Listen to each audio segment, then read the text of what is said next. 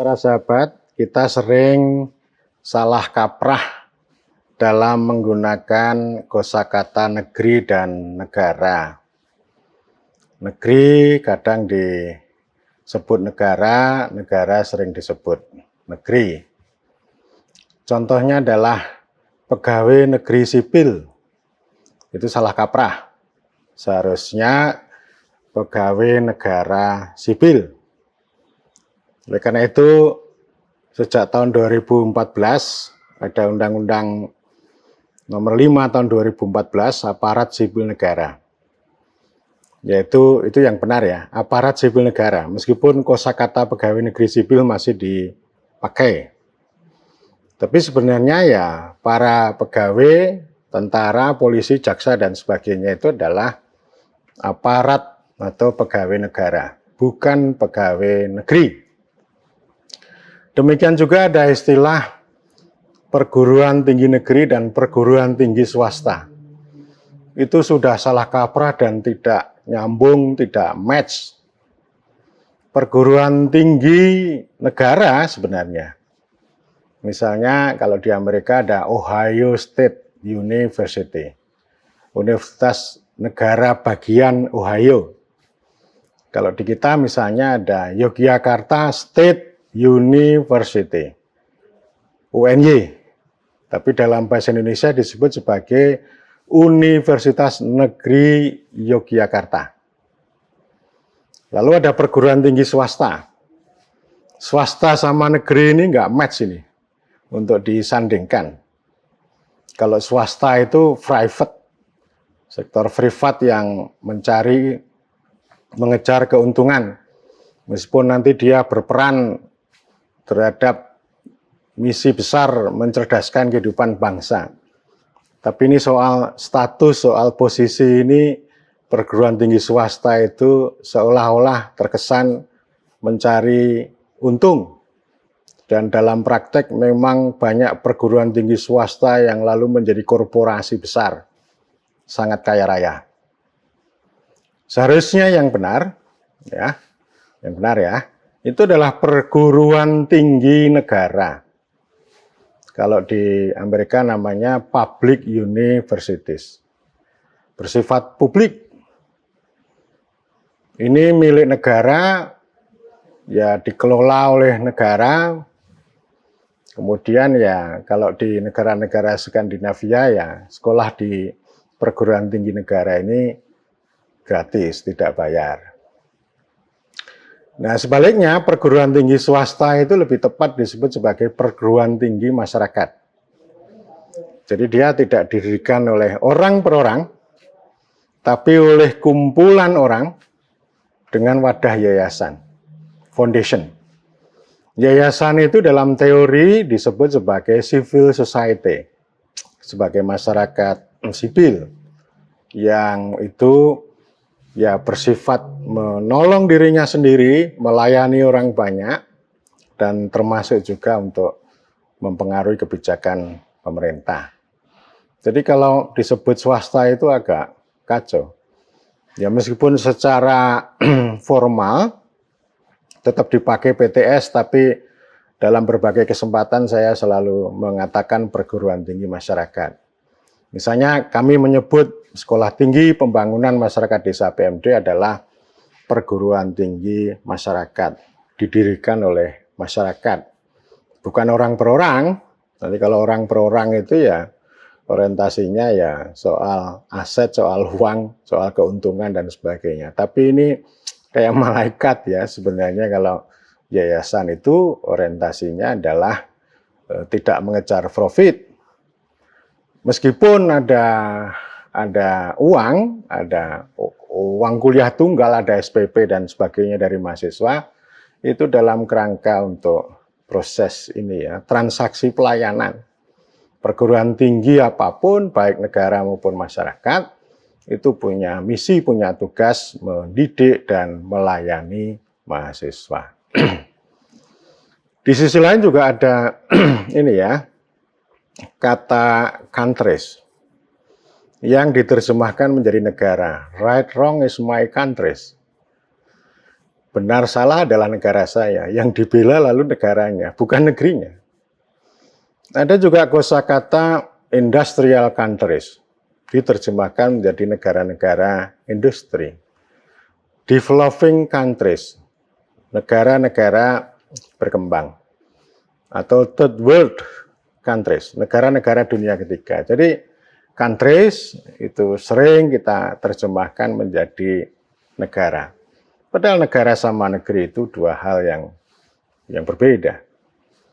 Di mana perbedaannya dan bagaimana kita seharusnya menempatkan dua kosakata itu secara tepat, secara bijak. Saya selalu merujuk pada lagu Indonesia Raya, pada Pancasila, pada konstitusi. Itu satu tarikan nafas. Di dalam lagu Indonesia Raya itu ada, hiduplah tanahku, hiduplah negeriku, hiduplah bangsaku, hiduplah rakyatku. Tidak ada kata hiduplah negaraku. Tidak ada kosakata negara di dalam lagu Indonesia Raya. Yang paling awal adalah tanah. Tanah itu anugerah Tuhan. Diberikan kepada manusia untuk kehidupan dan penghidupan. Ada tanah air, ada tanah tumpah darah. Kita dilahirkan di tanah air itu. Kita makan, kita hidup dari tanah, dari air yang dikeluarkan dari tanah, dan itu adalah anugerah Tuhan. Jadi tanah itu adalah hidup, kehidupan, dan penghidupan. Masyarakat Papua punya semacam mars, semacam himne tanah Papua, karena begitu pentingnya tanah.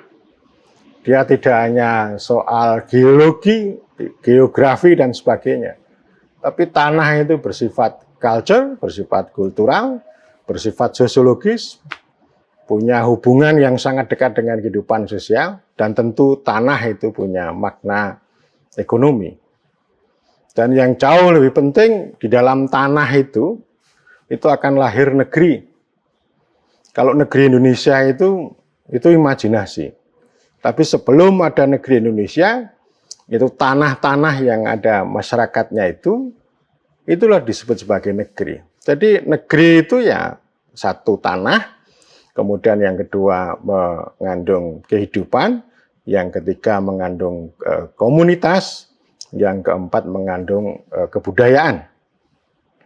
Jadi dalam negeri itu lahir masyarakat yang punya kehidupan, punya budaya, bahkan kemudian juga punya pemerintahan. Nah, oleh karena itu yang disebut dengan desa, nagari atau negeri di Maluku itu disebut sebagai negeri. Ya, jadi negeri itu artinya ya penjuru gitu ya, atau tanah komunitas yang jauh dari negara. Yang di Inggris kita kenal dengan countryside. Itu penjuru tanah air. Yang dalam bahasa Latin, negeri, country itu contare, berlawanan dia. Dia berlawanan dengan the state, dengan negara. Kalau negara itu memang abstrak, negeri juga abstrak, tapi negeri bisa kita tunjukkan dengan tanah gitu. Dan dalam perkembangannya, negeri itu ya sebagai tempat untuk berdirinya negara. Jadi kalau komunitas di dalam negeri itu lalu berkembang, budaya yang dipolitisasi, yang dimobilisasi, lalu muncul konsep bangsa. Bangsa itu kata Ben Anderson sebagai imagine community, atau masyarakat komunitas yang terbayangkan. Ada imajinasi yang itu mempersatukan berbagai komunitas-komunitas negeri yang berbeda-beda itu, lalu menjadi bangsa, ya, menjadi bangsa Indonesia yang hidup di negeri Indonesia. Bangsa itu mendirikan negara. Kalau kita baca secara seksama pembukaan Undang-Undang Dasar 1945, yang menyatakan kemerdekaan adalah rakyat. Yang merdeka adalah bangsa. Ya. Lalu setelah bangsa itu merdeka, mereka bersatu, lalu berdaulat mendirikan negara yang disebut negara Republik Indonesia atau Negara Kesatuan Republik Indonesia. Begitu negara ini dibentuk, dideklarasikan, lalu negara membentuk pemerintah. Pemerintah berikutnya punya otoritas, punya tanggung jawab untuk melayani dan melindungi warga negara. Jadi ini bangunan negara republik. Berawal dari rakyat yang menyatakan kemerdekaannya, memberikan mandat kepada pemerintah untuk melayani dan melindungi warga negara. Yang di hulu disebut sebagai rakyat, yang di hilir disebut sebagai warga negara. Jadi negara itu ya sekali lagi dia adalah organisasi kekuasaan. Organisasi kekuasaan yang tumbuh, yang berdiri di medan negeri. Dalam perkembangannya, negara itu ya dipersonifikasikan pada lembaga-lembaga negara, khususnya birokrasi, yang berada di kota-kota itu, yang kemudian ada pemerintahnya, ada pejabatnya, dan sebagainya. Lalu yang disebut negeri itu ya penjuru. Dia sebagai batu penjuru bagi negara. Desa atau nama lain itu adalah negeri. Meskipun kita juga punya imajinasi, yang namanya Indonesia itu adalah negeri. Jadi kita harus membedakan dengan jelas begitu ya, antara negara dan negeri. Negara pasti berada di atas negeri.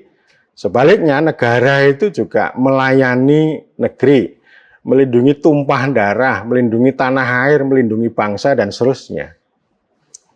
Karena itu ya desa-desa yang ada di seluruh pelosok negeri itu tadi, itu adalah negeri.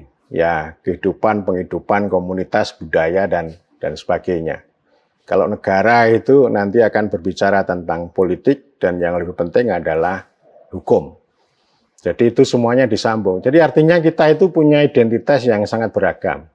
Kita bisa disebut sebagai anggota komunitas lokal, kita bisa disebut rakyat sebagai konsep politik, kemudian kita juga bisa disebut sebagai bangsa, sebagai satu kolektivitas, dan kemudian di ujung kita bisa disebut sebagai warga negara. Kita harus tegas ya ini, kapan kita menggunakan negara, kapan kita menggunakan negeri gitu ya. Ya kalau kita misalnya ada pertandingan olahraga itu antar countries, antar negeri gitu ya, bukan negara. Kalau negara itu tadi ya, organisasi kekuasaan tadi. Dan oleh karena itu ini yang namanya negeri itu kita kembalikan ke sesuatu yang lebih cultural, lebih indah gitu ya. Dia bukan organisasi kekuasaan meskipun ya yang namanya negeri ini bisa tumbuh berkembang itu membutuhkan kekuasaan negara. Kekuasaan negara yang punya legitimasi di tanah, di negeri, di masyarakat gitu ya, yang sekaligus negara itu juga melayani, melindungi ya, atau dalam teori disebut sebagai kekuasaan infrastruktural negara.